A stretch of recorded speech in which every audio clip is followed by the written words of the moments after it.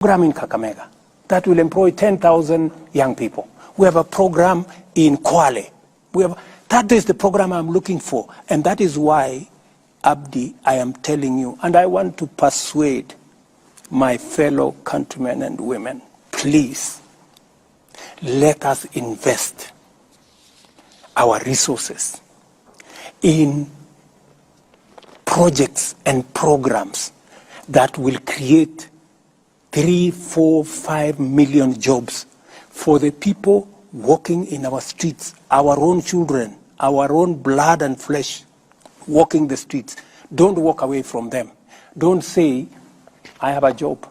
How is it my business to bother about the fellows who don't have a job? Right. I mean, surely. We have a responsibility, Abdi. You agree with me? We have a responsibility. Okay. We have a responsibility, yes, we do. Taking you back from that housing element, that, you have parachuted into that. Yeah. And it seems to be it's because I am very passionate about it. Seems to be because I see an opportunity for this country to change. Thank you. It seems though it looks like a semantic evasion.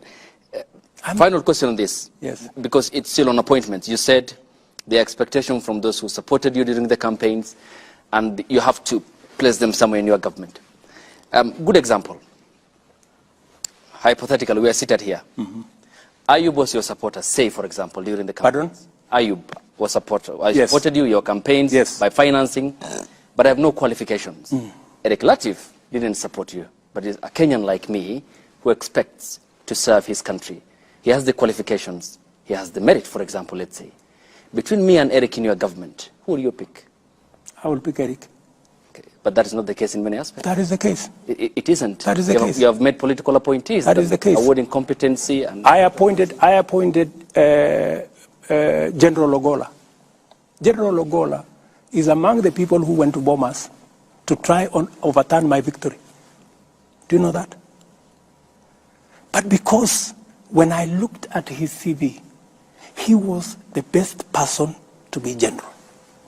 I called him and I sat him down. I told him, my friend, you went to Bomas to try and overturn my victory. But because you are the best person to be general, I'm going to give you the job. That is how it works with me.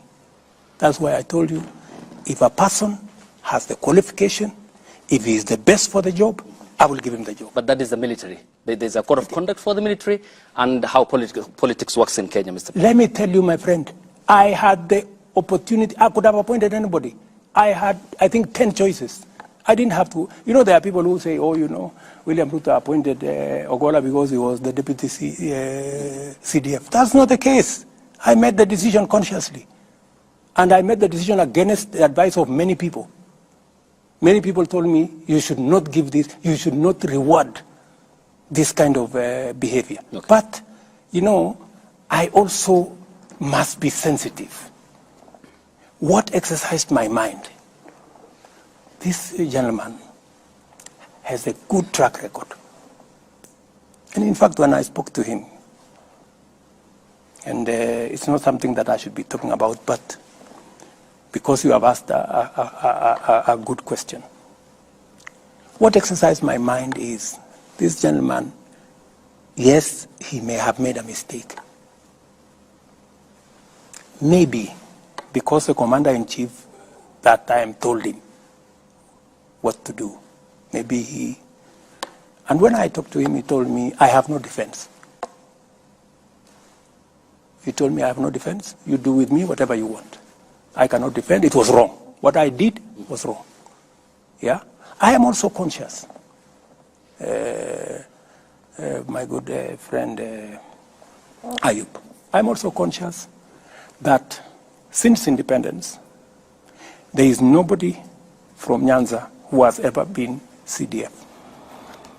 And it also played in my mind that I don't want a situation where a whole community think they cannot occupy a certain office.